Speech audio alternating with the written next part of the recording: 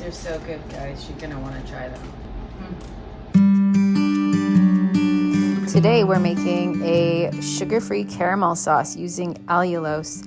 It's a relatively new sugar-free sweetener, at least where we are in Canada. I had to order it online.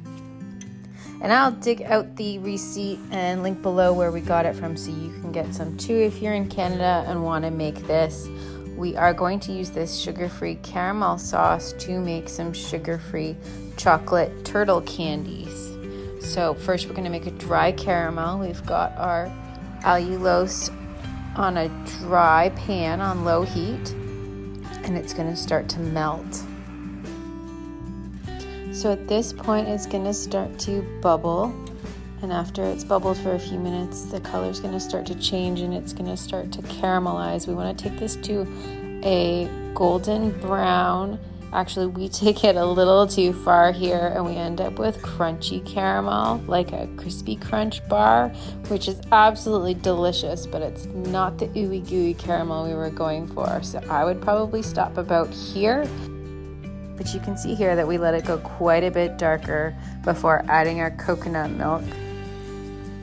When you add the coconut milk, you want to add it carefully and stay back, because adding the coconut milk or anything water-based to cooking sugar is going to make it splatter all over the place. You just want to be careful because cooking sugar is very hot and can burn you.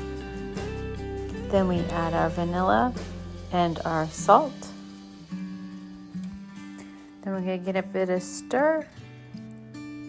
Once we've got everything incorporated, we can take it off the heat. While we wait for the caramel to cool a little bit, we can line our baking sheet. You just need a small baking tray and some parchment. And then we're going to grab our nuts. We've got some pecans. Now you could use almonds as well, or any other nut that you like. Dump it in your caramel and give it a stir. And then we're going to divide it up onto the tray, just making little piles of caramel nuts. And you can see as we're dividing up our nut mixture that our caramel is actually really starting to cool off and it's starting to get stringy. We managed to get through it and finish dividing. At the end it gets a little difficult. But if you find it gets too thick to even work with, you can pop it back on the heat just to melt the caramel down a little bit to make it more workable. But we managed to just get through it. So now we're going to pop the tray into the fridge or freezer for about 10 minutes so they can solidify while we melt our chocolate. So we're using sugar-free chocolate to dip ours in, just to stay with the sugar-free theme, but you can use whatever chocolate you like. Just melt it in bursts in your microwave in 30 seconds. You don't want to overdo it in one go because you can easily burn your chocolate and you can't bring it back.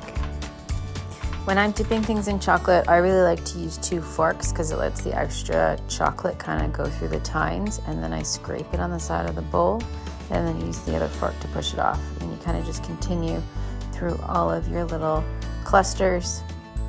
And if at any point you find your chocolate's getting too thick, you can pop it back in the microwave for 15 seconds just to get it to melt a little more.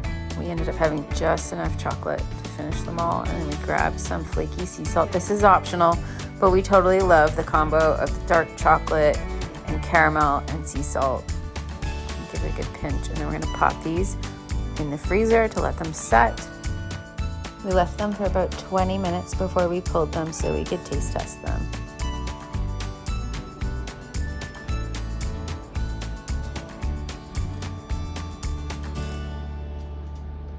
That was super tasty.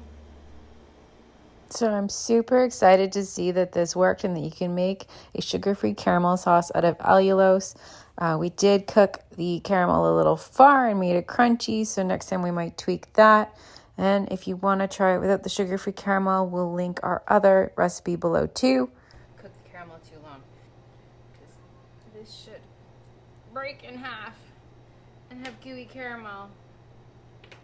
But instead it's like crunchy caramel. Almost reminds me of like Crispy Crunch. You know, the peanut butter bar with that shell around it? It's still delicious, but it's not ooey gooey caramel. So, success. Maybe we should try it again too.